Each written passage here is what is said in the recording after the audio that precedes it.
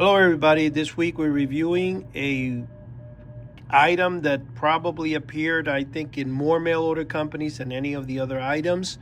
And we're talking about, as you could see in the ad here, the midget spy camera. This camera, which as you could see here, usually they show it in the palm of the hand. It was an item that was sold, and it was really meant more to be an ornament than an actual camera. I know they pushed the envelope with it saying that it was a spy camera and it fits in the palm of your hand and you can take pictures with it. But in reality, here is, let me take it out of the little bag here. This camera here, I have several of them. I've purchased quite a few of them over the years. And the reason I like this particular camera a lot is because when I was a kid, there used to be a vending machine by my school in Washington Heights, New York. And the vending machine, I think, was for 25 cents. And it wasn't 50. It was kind of like in the early 70s. And they would put this particular camera inside a capsule. And I remember that it was a little wider, like the capsule had to be squeezed so that the camera would fit, and they would tie rubber bands around it. Well, what the story is with that is that, of course, they would put it in the cardboard in the outside of the vending machine. So I thought that for a quarter I could win one. And I would put every week a quarter in, and you always saw that it never got down to the bottom. And every time that it would get to the bottom, of course, they pushed it to the top. And that's how they made their money. That's how they used to trick people back in the day. But anyway, the camera itself is made in Japan, okay? As you could see, it's called mini camera. Made in, wait, is it Hong Kong? Well, it's Hong Kong. This particular one's Hong Kong. There's other ones that are made in Japan. But when you would open it up, it would open up here. And it would have a single shutter speed. As you can see, it looks similar to a 35 millimeter camera, but of course in miniature form. Now over the years, you can see there's some rust here because, it is a very old piece. It's probably from the early 70s. But this camera here had a set aperture. You really couldn't turn the aperture on it. Was a very good selling item. And believe it or not, they used to sell them for $1, and then it became $1.98. But, you get what you get. So now, this camera also was, I guess, sold in different magazines where when they sent it to you, you actually got it in a case. Now, as you could see, this here box is the box, and I believe, I'm almost positive I've seen made in Japan with this camera. They are Japanese. I mean, the story, if you go see it, I see it, like I said, made in Japan. And if I opened up the camera, it's got a little camera case, leather camera case, and you would open it up, and if you open up the inside, let me take a look at it. I think it's the same camera, but Traveler, okay, made in Japan. As you can see, it's the same thing, just either made in Hong Kong or Japan. They're the same exact thing. Now this camera was funny though. Before I got prepared for this particular episode, I opened the back and didn't realize that there is a roll of film inside. So I might have actually exposed it completely. But then again, this is probably 40, 50 years old. There's no way in the world that the roll film would actually be functional. But anyway, here is the little case with the camera. And I'm going to show you now, which is kind of funny because it looks like, it would be a big reporter's camera. And it does fit in the palm of your hand. It's really small. It's about, I would say, an inch tall, maybe an inch and a half wide.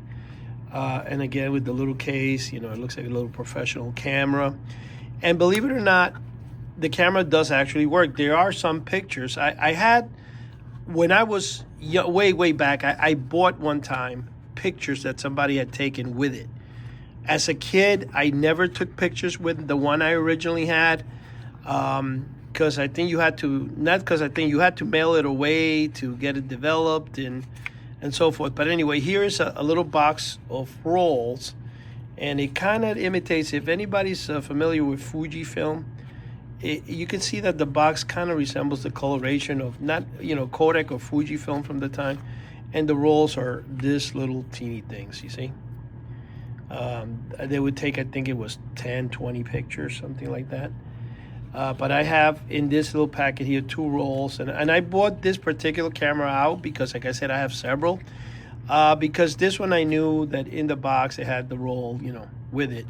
Now, if you really look at the instructions here, it says press open the camera, peep the window, the back cover, ascertain if the film will here. Okay, that's how to roll the film into the camera. You can get better pictures by taking it in sunlight. In reality, the pictures this produce, and the closest thing I can tell you guys that will resemble it, there's small little printers about actually the size of this box. They sell on Amazon, and sometimes I think you can make little pictures, and it's kind of used for scrapbooking. So women would be probably more familiar with it than the men because it's used for scrapbooking.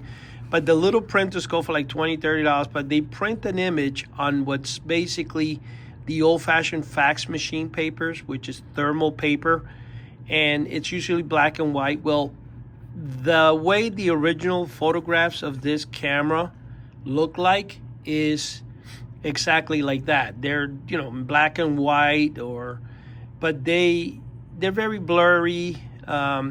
I wish, honestly, I knew where my pictures were. I would be more than happy to show it. Maybe in the future, if I come across it, I will.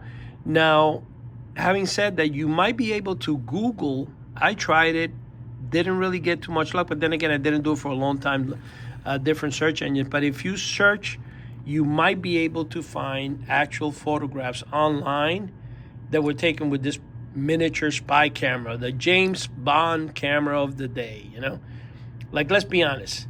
First of all, you have to wind it over here. You wind it on this thing, which it's actually not winding, which I guess is, it's not rusted, but it's over the ages, it's gotten really stuck or whatever.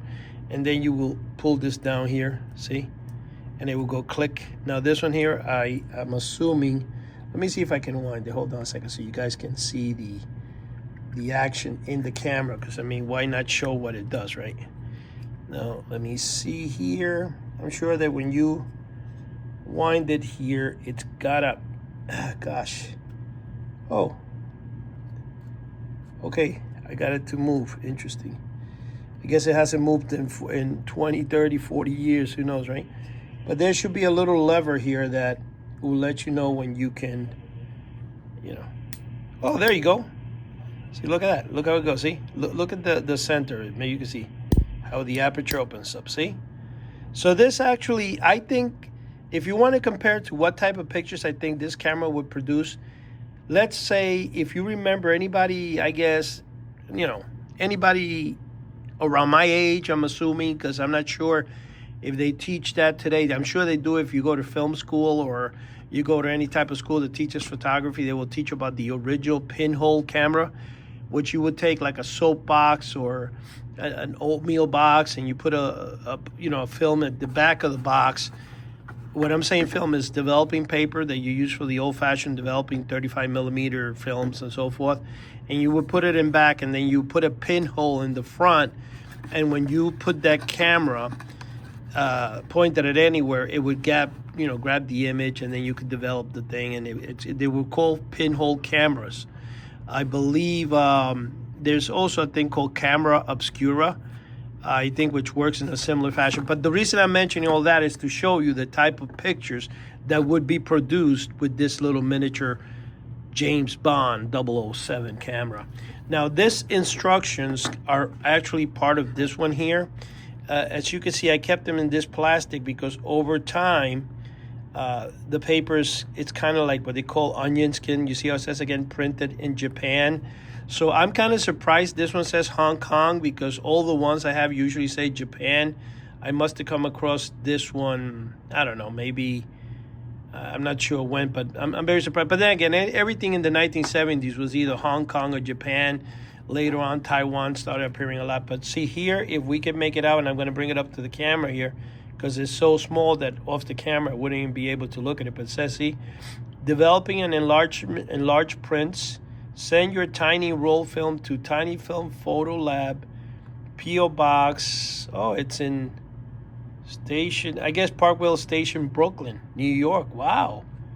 I didn't know New York had the place where you can develop this type of film. I thought you had to send it off to Japan. Okay. Specialized in automatic machines for this tiny roll films. The charge is 7 cents each enlarged wallet size print, 3.5 by 3.5 times 10 exposure equals 70 cents plus 30 cents for ultra fine grain film developing and retouching. You know, I really would like to look up and see, or if anybody out there that might have owned this back in the 70s has any photographs they would like to share with me that I could post in later videos, it would be phenomenal. I want to tell you guys one important thing. Like I said, I collected these items. I wanted this because it said, obviously, a spy camera. But I didn't really have the means or anything to go and take pictures and then send them out. And I mean, it was hard enough for me to ask my mom to give me $1 to send away for the ghost. Imagine every time I wanted something, you know, it was a big struggle. So I'm sure that in order to take pictures with this camera and, you know, having sent it out, as you could see here, you know, it was going to be like over $2-3. So obviously I didn't have it. But anyway, guys, what I wanted to say is, like, again, if any of you guys, you know, had this camera or one of these cameras from the 1970s, the miniature handheld spy camera, and you have any photographs you'd like to share, please reach me at houseoftheunusual.com, and you know, we'll put it up in a future episode. Now, guys, one thing I also wanted to mention is somebody mentioned to me, and actually somebody in one of the comments wrote that I'm all over the place with this novelties. Like one day I'll do, like, say for example, how to build your own mini bike, and the next day is the Polaris submarine, but you guys gotta understand what I'm basically doing is reviewing novelties that were sold in the 1970s through comic books. And we're talking about a variety of novelties. I'm not gonna specifically pick certain ones. I'm gonna do anything that deals with mail order from the 1970s. I'm going to have in future editions, I'm looking for the stickers that used to be sold in comic books, like the ones that had Superman breaking a chain on his chest and Batman. I have that entire set. I haven't seen it in a while. Again, I'm going through my storage every week. I'm finding new things, and I'm going to use and do a review for each of those products each and every week, and keep you guys up to date. If you want to look at under the playlist, horror toy review, which is under Ed's mysterious collection, and you could see all my stuff on Fridays. You guys can see Chuck's corner, which Chuck right now, just recently, he just finished a Pinocchio machine there. That's Pinocchio. It's a magic trick. It's really phenomenal. I fell in love with it when I saw it today, even though I'm not a big fanatic of Pinocchio like he is, but it does work. So having said that, thank you guys. Till next week. I want to thank you for taking this trip down memory lane with me today. If you are as passionate about vintage novelties and mail order treasures as I am, please be sure to check out House of the Unusual for more unique finds. You can see more of our archives and exclusive contents at our YouTube channel, House of the Unusual. And don't forget to like, subscribe, and hit the bell so you never miss another trip into the world of nostalgic magic. Thank you for watching.